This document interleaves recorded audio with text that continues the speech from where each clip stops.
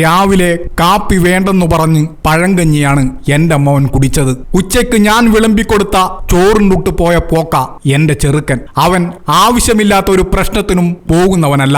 തടിക്കച്ചവടം ചെയ്ത് വീട് നോക്കിയിരുന്നത് അവനാണ്. ഞങ്ങൾക്കിനി ആരുണ്ട്? പത്തനംതിട്ടയിൽ കൊല്ലപ്പെട്ട CITU പ്രവർത്തകനായ ജിതിൻ എന്ന 34 വയസ്സുകാരന്റെ അച്ഛൻ ഷാജി കരഞ്ഞുകൊണ്ട് മാധ്യമങ്ങളോട് ചോദിച്ച ചോദ്യമാണിത്.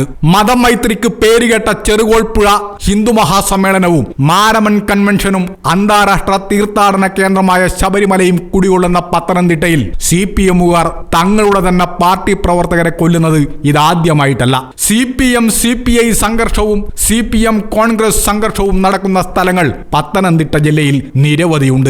അങ്ങാടിക്കൽ, കൊടുമൺ, തുമ്പമൺ, മലയാലപ്പുഴ, സീതത്തോട് എന്നീ സഹകരണ ബാങ്കുകളിൽ നടന്ന കോടിക്കണക്കിന് രൂപയുടെ അഴിമതി പുറംലോകം അറിയാതിരിക്കാൻ സ്വന്തം പാർട്ടി പ്രവർത്തകരെ ഭയപ്പെടുത്തിയും ഭീഷണിപ്പെടുത്തിയും ജോലി നഷ്ടപ്പെടുത്തിയും പുറത്താക്കിയും ജീവിതം നശിപ്പിച്ച പാർട്ടിയാണ് CPM. പാട്ടകുലുക്കി പണം സമ്പാദിക്കാനുള്ള മാർഗം മാത്രമാണ് CPMന് രക്തസാക്ഷി. ആ വ്യാമോഹത്തിൽ പൊലിഞ്ഞത് വീടിന് തുണയായിരുന്ന ഒരു ജീവനാണ്. അമ്മയ്ക്കും അച്ഛനും തണലായിരുന്ന മകനാണ്. അവർക്കൊരു രക്തസാക്ഷി ഉണ്ടാക്കണം.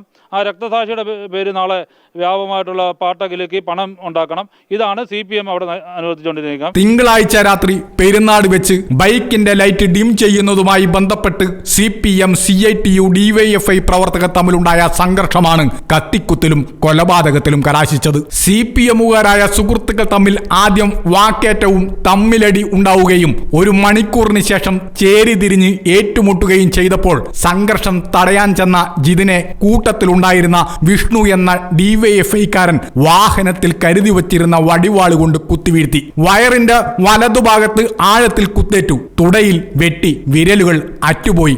ആശുപത്രിയിൽ കൊണ്ടുപോകാൻ പോലും ചുറ്റും കൂടി നിന്ന CPM ക്രിമിനൽ സംഘം അനുവദിച്ചില്ല. രക്തം വാർന്നുപോയ ജിതിനെ അവസാനം നാട്ടുകാർ ചേർന്ന് പെരുന്നാട് PHCയിലും തുടർന്ന് പത്തനംതിട്ടയിലെ സ്വകാര്യ ആശുപത്രിയിലും എത്തിച്ചെങ്കിലും ജീവൻ രക്ഷിക്കാനായില്ല.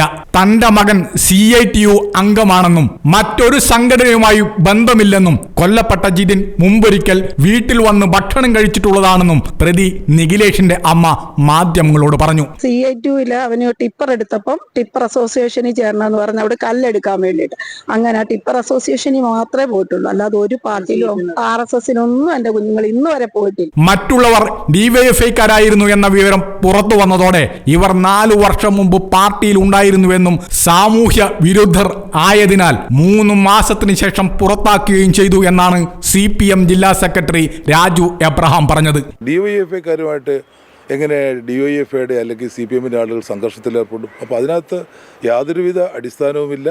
100% ഉത്തരവാദിത്വം അവിടെ RSS BJP സംഘത്തിന് തന്നെയാണ്. ഇതേ നുണ CPM മുൻ ജില്ലാ സെക്രട്ടറി KP ഉദയഭാനുവും സംസ്ഥാന secretary MV ഗോവിന്ദനും LDF convener TP രാമകൃഷ്ണനും യാതൊരു ലജ്ജയുമില്ലാതെ ആവർത്തിച്ചു. CPMന്റെ പ്രവർത്തകനും DYFIയുടെയും CITUവിൻ്റെയും സജീവ നേതാവുമായ സഖാവ് ജിതിൻ മൃഗീയമായി RSSന്റെയും സംഘപരിവാർ വിഭാഗത്തിന്റെയും കൊലക്കത്തിക്കിരയായി നമ്മെ പൊട്ടിപിരിഞ്ഞിരിക്കുകയാണ്.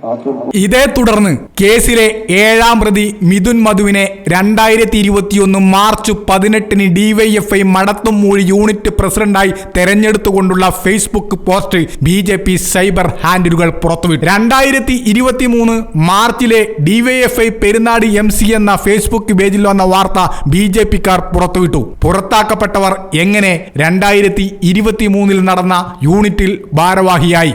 6 മാസം മുമ്പ് നടന്ന DYFI പ്രകടനത്തിൽ ഇവർ എങ്ങനെ പങ്കെടുത്തു? ഈ ചോദ്യങ്ങൾ BJP ഉന്നയിച്ചു. DYFI പെരുന്നാടിന്റെ പേജിൽ നിന്ന് ഈ വാർത്തകൾ അപ്രത്യക്ഷമായി. 1ാം പ്രതി നിഖിലേഷ് CITUക്കാരനാണെന്നുള്ള മാതാവിന്റെ വാദം ചൂണ്ടിക്കാട്ടിയപ്പോൾ കേസിൽ നിന്ന് രക്ഷപ്പെടാൻ വേണ്ടി അവർ പറയുന്നത് എന്ന പച്ച നുണ DYFI ആവർത്തിച്ചു. നുണ പറച്ചിൽ ശീലമാക്കിയ CPM യാതൊരു ലജ്ജയുമില്ലാതെ പെരുമാറുന്ന പാർട്ടിയാണ്. പത്തനംതിട്ടയിലെ കൊലപാതകം RSSകാർ നടത്തിയതാണെന്നും തങ്ങളുടെ അണികൾ CPMലേക്ക് പോകുമ്പോൾ അതിന് തടയിടാനാണ് ഇങ്ങനെ ചെയ്യുന്നതെന്നും പാർട്ടി സെക്രട്ടറി MV ഗോവിന്ദൻ നുണ ആവർത്തിക്കുന്നു. ഇപ്പോഴും പത്തനംതിട്ടയിലുണ്ടായത് CPIM-ലേക്ക് ഇടതുപക്ഷ പ്രസ്ഥാനത്തിലേക്ക് RSS-ൻ്റെയും BJP-യുടെയും നിരവധിയായ കേഡർമാരും പ്രവർത്തകരും കാര്യങ്ങൾ മനസ്സിലാക്കി തിരിച്ചു വന്നുകൊണ്ടിരിക്കുകയാണ്, അല്ലെങ്കിൽ അവർ പാർട്ടിയിലേക്ക് എത്തിക്കൊണ്ടിരിക്കുകയാണ്. അങ്ങനെ എത്തിക്കൊണ്ടിരിക്കുന്ന സന്ദർഭത്തിലാണ് അവിടെ അതിന് തടയിടാൻ ഭീതിജനകമായൊരു അന്തരീക്ഷം സൃഷ്ടിക്കാൻ വേണ്ടിയിട്ട് ഈ കൊലപാതകം സംഘടിപ്പിക്കുന്നത്. എന്താണോ കാലങ്ങളായി CPM ചെയ്തുകൊണ്ടിരിക്കുന്ന ക്രൂരതകൾ അത് മറ്റുള്ളവർക്ക് മേൽ വച്ചുകെട്ടാനാണ് അവർ എപ്പോഴും ശ്രമിക്കുന്നത്. കണ്ണൂരിൽ വാടിക്കൽ രാമകൃഷ്ണൻ എന്ന RSS പ്രവർത്തകനെ അതിക്രൂരമായി കൊല ചെയ്താണ് CPM അക്രമ രാഷ്ട്രീയത്തിന് തുടക്കമിട്ടത്. ഈ കേസിൽ മുഖ്യമന്ത്രി പിണറായി വിജയനും അന്തരിച്ച പാർട്ടി നേതാവ് കോടിയേരി ബാലകൃഷ്ണനും പ്രതികളായിരുന്നു. പിന്നീട് എത്രയെത്ര കൊലപാതകങ്ങളാണ് CPM കണ്ണൂർ ജില്ലയിൽ മാത്രം നടത്തിയത്. പാർട്ടിയുടെ വഴിപിഴച്ച പോക്കിൽ നിരാശപ്പെട്ട് അണികൾ മറ്റ് സംഘടനകളിലേക്ക് പോകുമ്പോഴാണ് CPM എപ്പോഴും കൊലക്കത്തി പുറത്തെടുത്തിട്ടുള്ളത്. സംഘടനാശേഷിയും ജനസ്വാധീനവുമുള്ള നിരവധി നേതാക്കളെ CPM ഇപ്രകാരം കൊലപ്പെടുത്തിയിട്ടുണ്ട്. CPM വിട്ടുപോയി RMP രൂപീകരിച്ച TP ചന്ദ്രശേഖരനെ കൊലപ്പെടുത്തിയതും ഇക്കാരണത്താലാണ്. ഈ സംഭവത്തിൽ CPM നടത്തിയ നുണപ്രചരണം മലയാളികൾ കണ്ടിട്ടുള്ളതാണ്.